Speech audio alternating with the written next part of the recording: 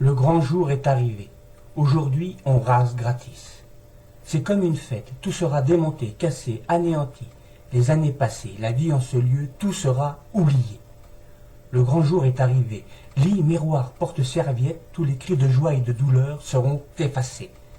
Peut-on vraiment éradiquer les émotions sans rien ressentir?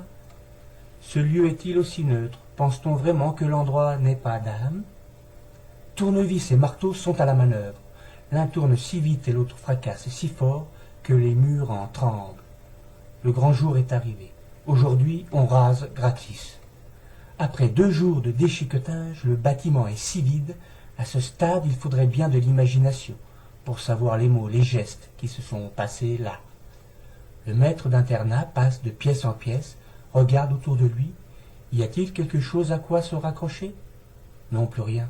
Alors il sent son âme aussi vide que l'endroit. Pourquoi? Sans doute parce qu'il faisait corps avec ses murs. Oh, bien sûr, tout n'était pas rose en ce lieu.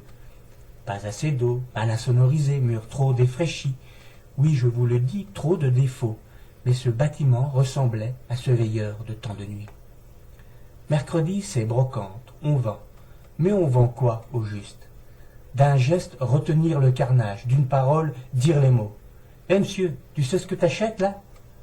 Plus que des bidules, des machins, choses sans âme, t'achètes les émotions si vives de tant de gosses. Alors fais attention et écoute l'objet que tu viens d'acquérir.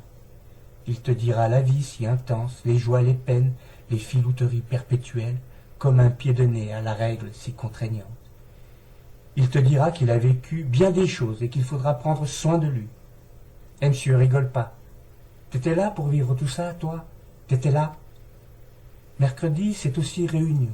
On dit tant de choses sur le beau bâtiment neuf à venir. Oui, mais il a un seul défaut. Dans les premiers temps, il n'aura pas de passé, tout à reconstruire avec lui.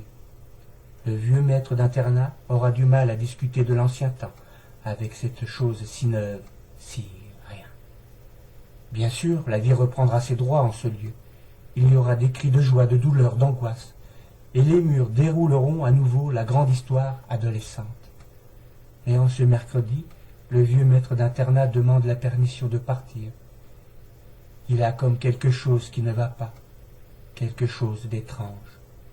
Le bâtiment, son bâtiment, lui dit adieu. La tête basse, ce brave garçon sait qu'il ne peut pas dire ses émotions. Elles ne seraient pas comprises. Alors il se fait raccompagner, sa tête lui tourne. Adieu, moche bâtiment, partenaire de tant de nuits. Salut, alter ego, Internat Blues.